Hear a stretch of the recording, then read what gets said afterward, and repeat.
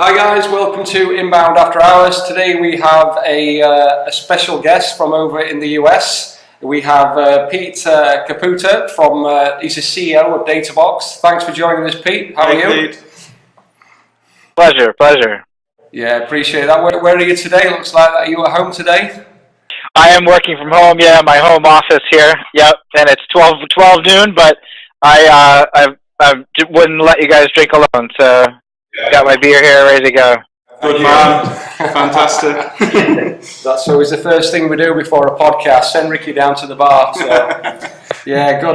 Well, listen, Pete, for the viewers who don't know who you are and who Databox is, can you give us a summary and overview? Sure. So I've been doing online marketing since the late 90s, building websites and doing e-commerce back in the day. I had my own little marketing agency for a while. We actually were very specialized in helping event planners market their events online in the early 2000s. Awesome. And then I was a very early employee at HubSpot, employee number 15 at HubSpot. I joined there in 2007. And then in 2009, I started the HubSpot Agency Partner Program, which means, HubSpot signs up marketing agencies, trains them on how to deliver email marketing services, of which Visual 22 is, of course, one of them. And so I started that up, and I led that growth of that through the IPO.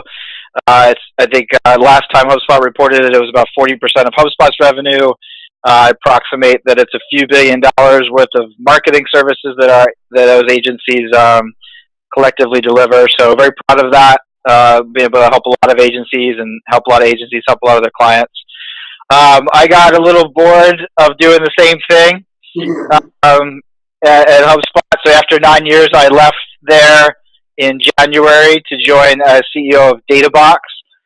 Databox is an early stage company, been around for a little while, raised a few $1 million, built out a very robust visualization and reporting and business intelligence solution, but didn't have a whole lot of customers to show for it yet. So I've joined to help build that up. We're up to a few hundred paying customers now. We have a few thousand free users, about 100 agencies, many of which are HubSpot partners, have joined us, and they're using it with about a total of 1,200 of their clients total. And so we're trucking along. Our goal is to really help marketers be more data-driven, really deliver ROI in a very measurable and tangible way, and help marketers and marketing agencies be more agile. I think most marketers set their strategy in the beginning of the year and kind of just run with it. They might make a few tweaks along the way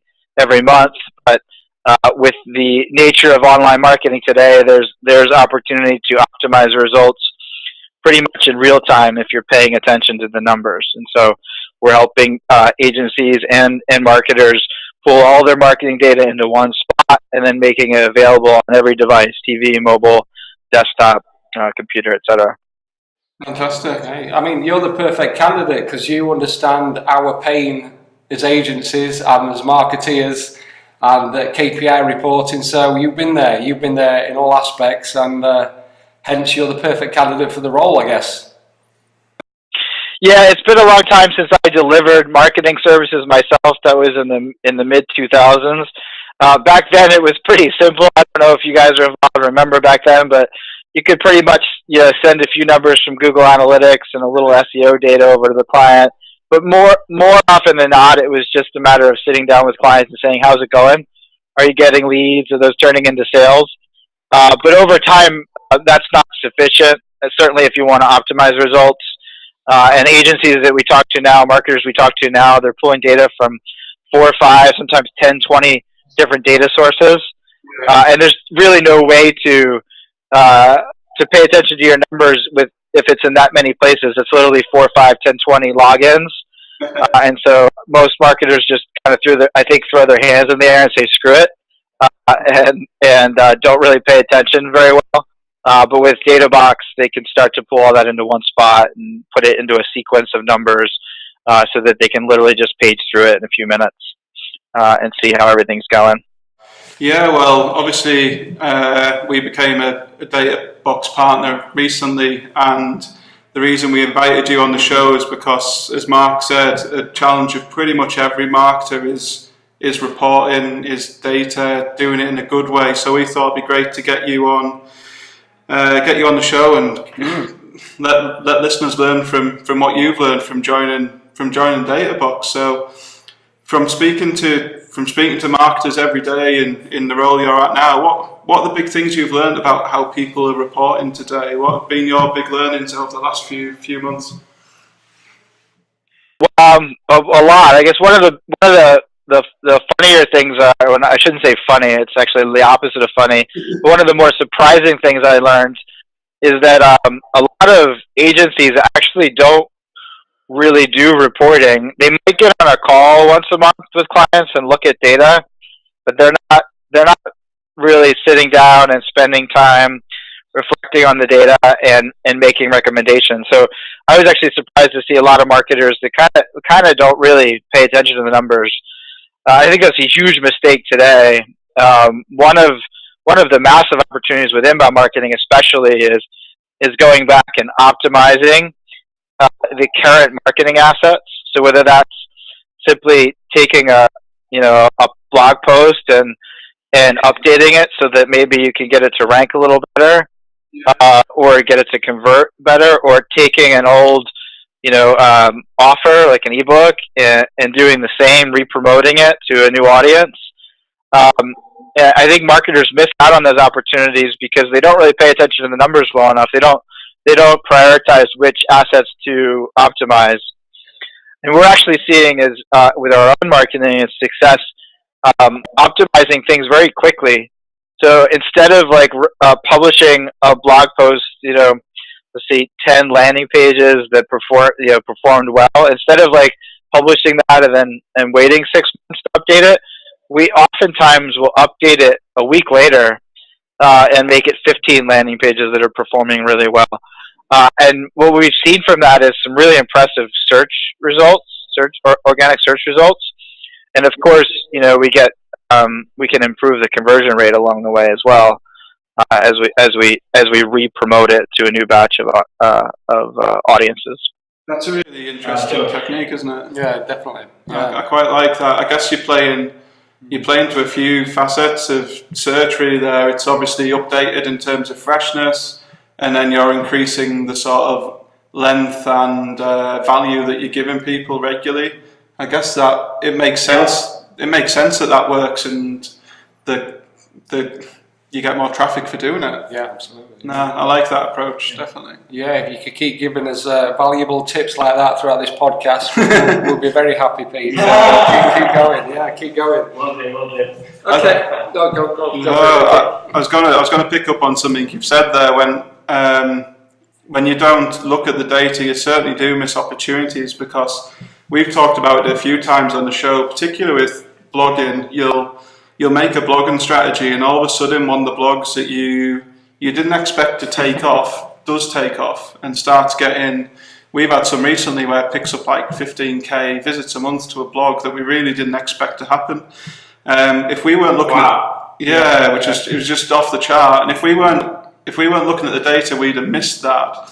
And what we managed to do by being on top of the data was get in there, quickly increase, do some CRO, put a better call to action on there that was specific just for that blog. And now that blog gets, 650 leads a month or something like that, just from that one blog. Wow. Which is amazing. Yeah, but without the data, without taking the time to look at it, we'd have completely missed that, and the opportunity there would have just. Yeah. Now I'm really curious. Which one was it? Are you prepared to share? Yeah. Or is it a secret? It's actually a client blog, so it's a top of the funnel piece about tips to landing a job as a waitress. So we have it tells you how to nail the interview. But even though we obviously did keyword research and checked the volumes that gets is just off the charts. It's absolutely crazy. Right. So we made. Is that on your site or another? It must be on a client site or something. Yeah, no, that's on a client site. So they sell shoes for waitresses. So we're trying to get them right at the top of the funnel when they're going in for the job interview, capturing them at the earliest possible point. And it's worked really well, but completely unexpectedly, and it's only the data that's helped us identify that. Yeah, we've also had similar stories for ourselves, and actually one of our junior content writers wrote a piece and it's just accelerated, so credit to him. Yeah, one of the junior guys. He's got our best performing blog, hasn't he? So Imagine hiring a young promising writer, just 15 years ago, and all of their writing goes in print. It would be 10 years before you know whether people like them or not. But now that data is instantly available. Yeah, I didn't even think of it like that, but now you're absolutely right. Definitely, it's like fine art. Yeah, exactly. Let's talk about. Whoever the writer deserves a raise, they're probably going to ask for it after this show. I know, yeah, we put ourselves in it there. Yeah, which I should have. We'll edit that bit out, and we'll just we'll blur that bit. I'd like to talk more about ROI. This is something we found challenging, especially using Google data sheets and say dragging from many sources, bringing it together. How important is ROI for a marketeer? And how can Databox help with that issue?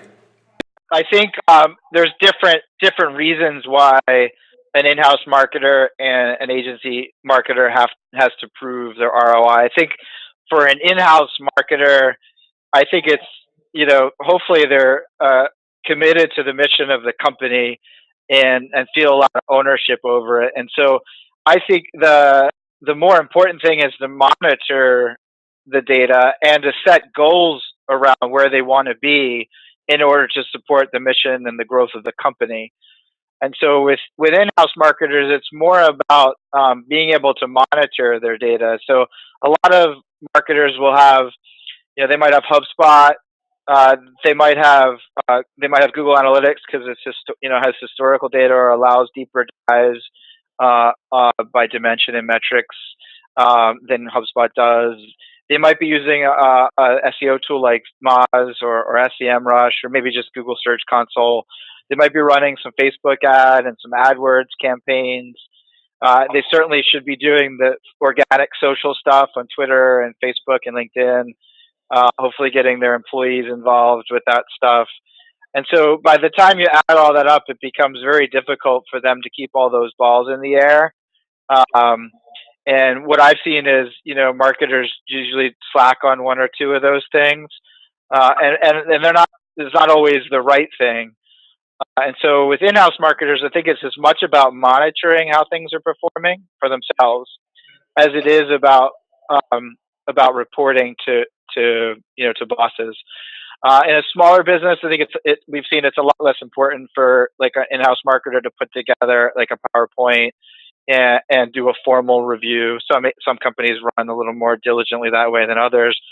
But I think it is important to make sure for a VP of marketing or a marketing manager to know that for their bosses and their peers, whether it's the sales or service or just other executives, the finance executive, to know that they've actually set goals that they're working towards and that they're tracking against that. And so for most of them, they have a pretty complicated, shouldn't say complicated, but a comprehensive setup for themselves where they monitor everything.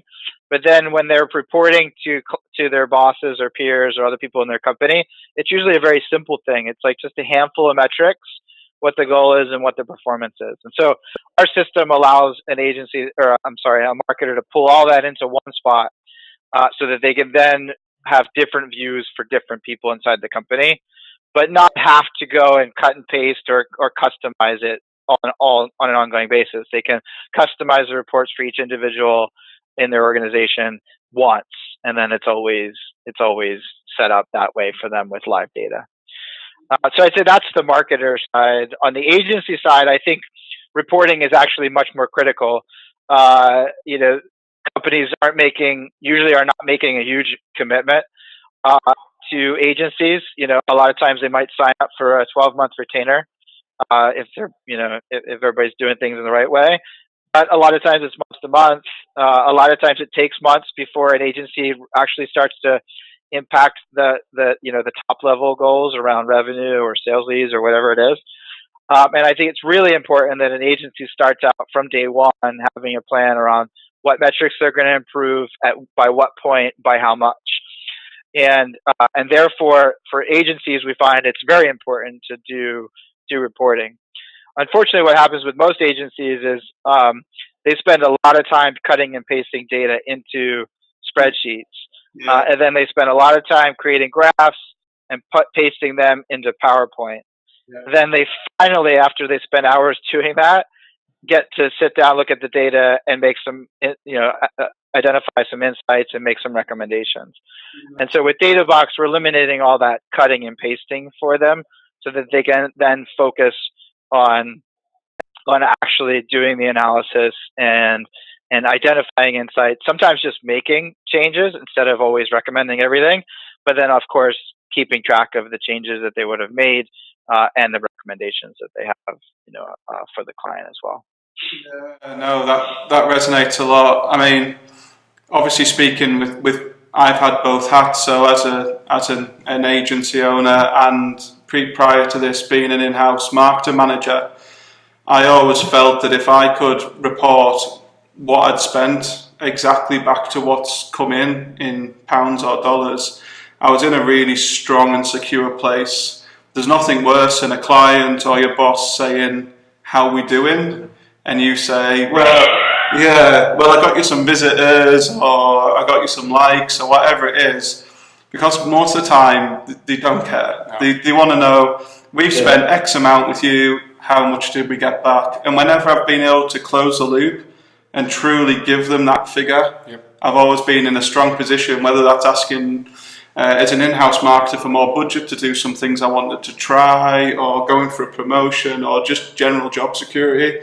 I always thought if I could close that loop, that was my number one priority, really, and prove my own worth. So it's been absolutely vital in my career in terms of proven ROI.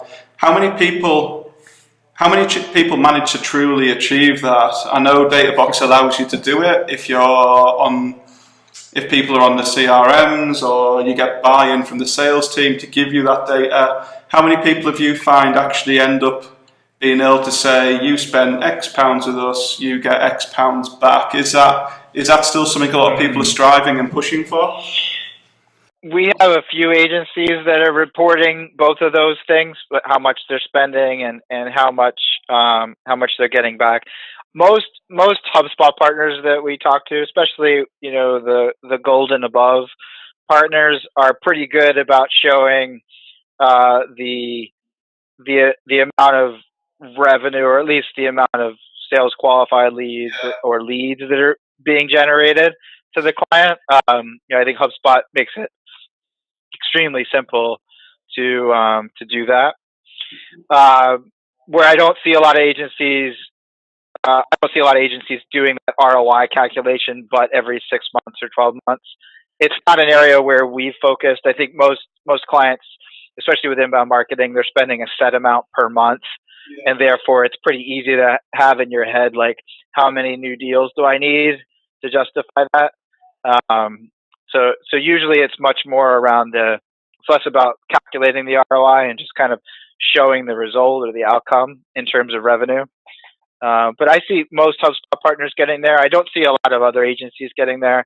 We have a little over 100 agencies.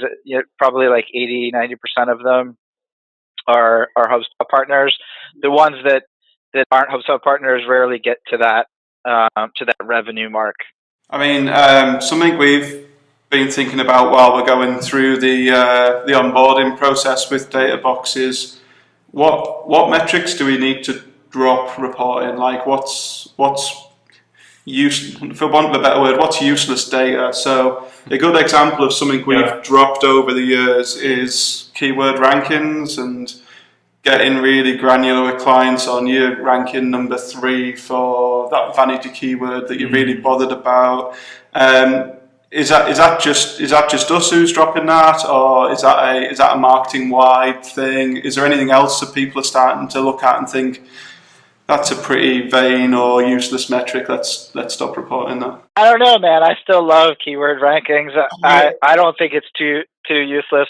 I think in aggregate, my search traffic's more important. But it's at the end of the day, people are still typing search terms into Google and coming there. Of course, it's longer search terms now, and it's less about ranking for one keyword phrase than it is a group of keyword phrases. But I still think that stuff's important. It's actually we rolled out Databox to a lot of HubSpot partners, and then so the biggest request we got was for more SEO data. So we ended up building an integration for Google Search Console, which is obviously free, so everybody should use it, I think. And then we built SEMrush because the more sophisticated SEO firms wanted to use that because it is more robust, also more confusing. And then we ended up building Moz just because of the popularity of that. It's an easier to use tool that a lot of agencies still use. Maybe not as robust in terms of the data set that SEMrush gives, but still just as popular, some more. So we have those three implementations. They're gradually rising up to be our more popular connectors as well. So I do think that's important. Now there are a lot of agencies out there that only report that crap, and I think that's wrong. But I think once a client gets to a certain level, they have a certain amount of organic search traffic, there is massive opportunity to increase that via content optimization, link building, better on-page SEO, better link structure on the site. And so I think that actually most HubSpot partners undersell that, especially to clients that have good search traffic. I think there's a big opportunity there. Yeah, so I mean, we don't report rankings to clients because most, like you say, the way content's going is it's a lot of keywords, a lot of long tail keywords now, and there's actually quite a difficulty reporting that. I think definitely hit the nail on the head in terms of where keyword rankings are useful. So if you've got a high volume keyword and it's hovering in position 11, 12, 13, and a little push extra content, an extra